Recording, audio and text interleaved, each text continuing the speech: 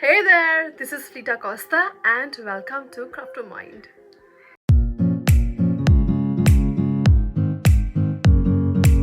In this video, we shall see how I did this patchwork, and it took me around a year to complete this whole quilt. It took me like around 2-3 months to just finish the patchwork, but then because of some reasons I couldn't finish the whole quilt. So I shall upload the things only of the patchwork, the about patchwork that is done. Okay, now it's made up of all triangles, and I tried to stick to the theme of pink and white. I wanted to make it a little on a lighter tone than my previous denim quilt. So last year during this time, like May June time actually, I was going across some quilt patterns to do for my baby, and I came across a pattern on Pinterest, and the moment I saw the pattern I knew I wanted to do it. I cut some triangular pieces and I tried to lay it on the bed, and I found that the pattern was not so visible to the eyes since the baby quilt are really small. So then I thought I'll make a bigger quilt out of this. So hope you enjoy the video, and yes, go ahead.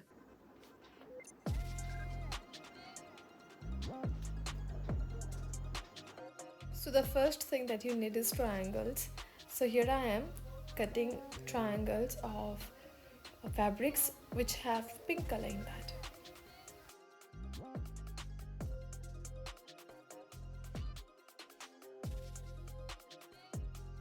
I wanted to stick to cotton fabrics as I love the feel of cotton fabrics. I didn't have too many options, so then I had to choose any other fabric available with me. So I just chose to stick to the color theme. Cutting one triangle at a time was really time consuming, so then what I did is I folded the fabric whatever that I could, pinned it up, and then cut the triangle so that the process becomes faster.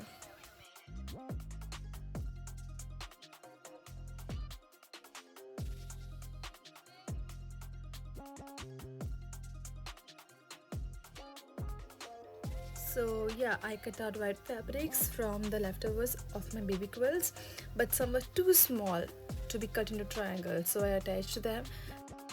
And it's visible that I've attached them, but it's okay. The quilt will be for my home use, and I'm fine with the attachments and patchwork.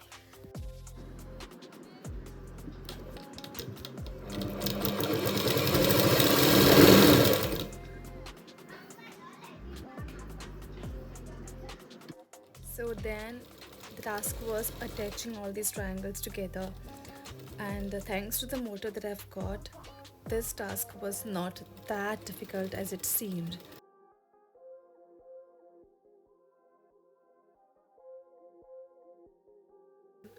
Also, this patchwork was done while I was pregnant in my 8th, 9th month, that sort of time.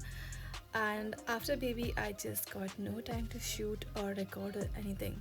So it's been 4 months now after baby, and I'm kind of trying to make time to record and post it.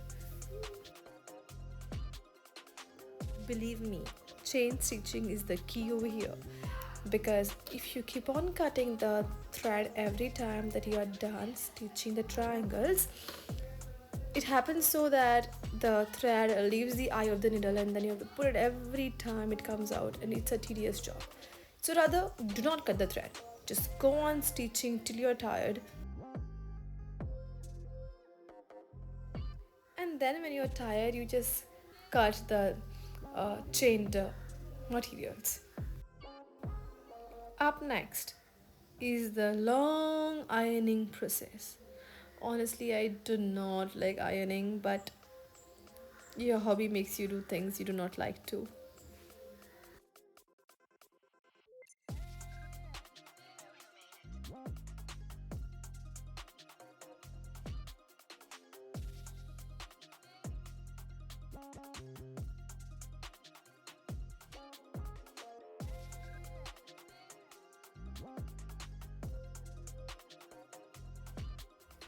One square at a time. Here I also made sure that I keep all the like fabric squares at one place. Like I stacked them together so that I know how many pieces I've got of each type of fabric. And you know what, I'm so thankful to something called time lapse, because otherwise these videos would have lasted for hours and hours and days, I would say. Now showing how I did the pattern. Keep this in whichever direction you prefer.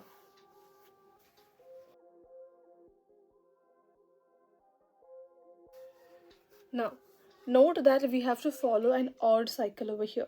So odd cycle means 1, 3, 5, 7, 9, like that. Okay, so we just have to remember the odd numbers. And each odd number appears twice. For example, so when you follow this line, there's only one over here. When you follow this line, there's only one piece over here. 1,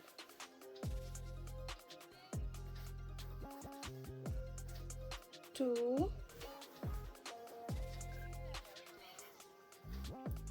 2, 3.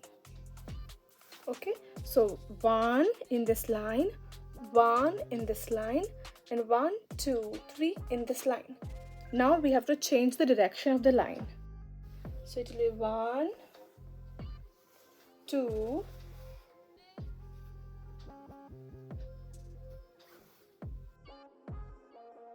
3. So 1, 1, 1, 2, 3, 1, 2, 3. Now 3 has appeared once and twice, so now we'll go to the number 5. Don't worry about this portion, we'll get it as we go about this one. So 1, 2, 3, 4. I've exhausted all of them. 5. Okay, this is not visible. 5. Okay, so it was 1, 2, 3, and in this direction we have 1, 1, 2, 3, 4, 5. Now for this line, the next line over here will have another set of 5. So this is how you have to go about it. Now change the direction. It's 1, 2, 3,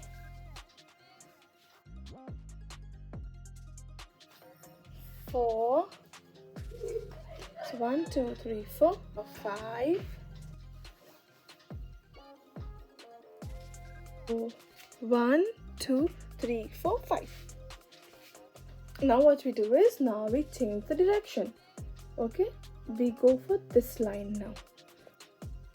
So how many squares will the next line have? 7, right, the next odd number. So next we'll have 7 in that line. 7,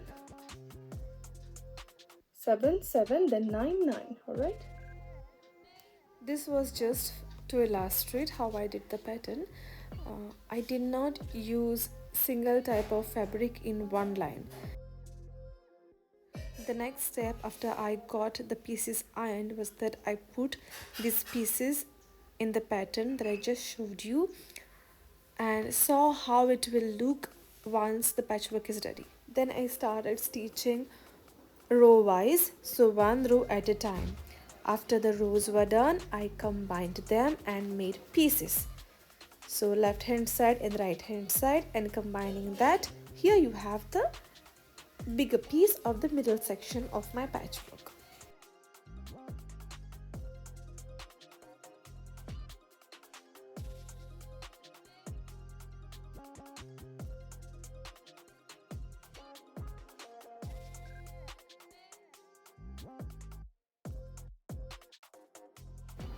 Now I shall do the right hand side of my patchwork.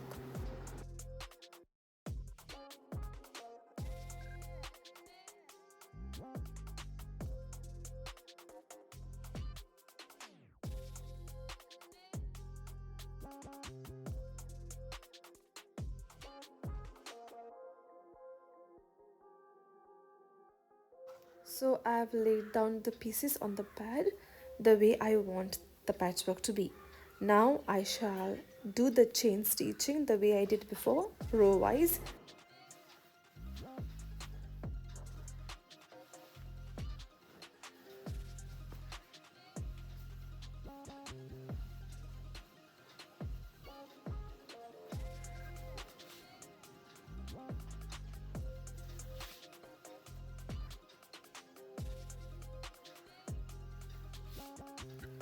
Was it difficult? Yes.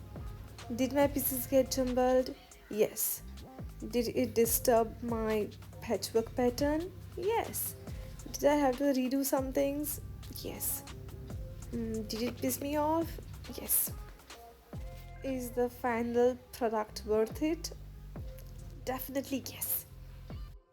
Alright then, the right piece is ready. I only have to attach it to the middle section now. Let's work on the left side now. So when it comes to patchworks, especially when there are a lot of pieces, I prefer calculating. I have a blueprint, I write things, how many pieces I want, how many pieces will be needed and everything, and I make separate collections of them right on top and keep. So I started making the left hand side.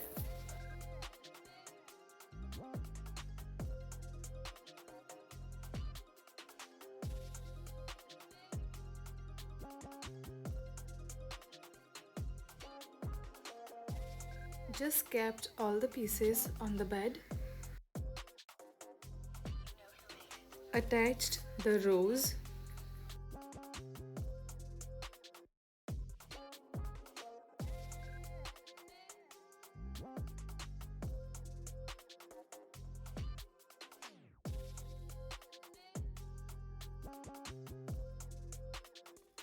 stitched the left hand side, but I'm yet to attach it to the middle section of the patchwork. Here is the blueprint that I made. The middle section, which I have made a little dark, is the one that's ready. The parts to the right is also ready and the part to the left is also ready. Now only the top and bottom is left. And woohoo! Attach the left and the right parts and the middle section of my patchwork is ready.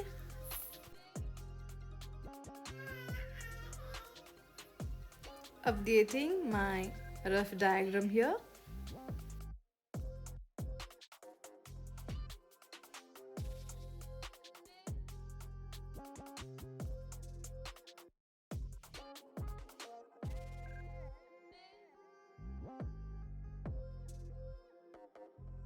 Now let's start with the bottom. And once again, we lay down the cutout pieces, and with the same drill work we shall stitch the rows, then the columns, and make it ready. And this is the final look of the patchwork. So I try my best to reduce wastage. I use my old clothes, the ones in good condition, and the clothes that do not fit me anymore, and the ones that I just love. So I make some things out of it. So here I have used many of my shirts, old shirts, and leftover pieces to make this quilt. And I also want you to try your best to do something out of your old garments. If you liked this video, please do like, share, comment, subscribe and hit the bell icon so that you know when I upload my next video. So take care, happy upcycling, and see you in the next video. Ta-da!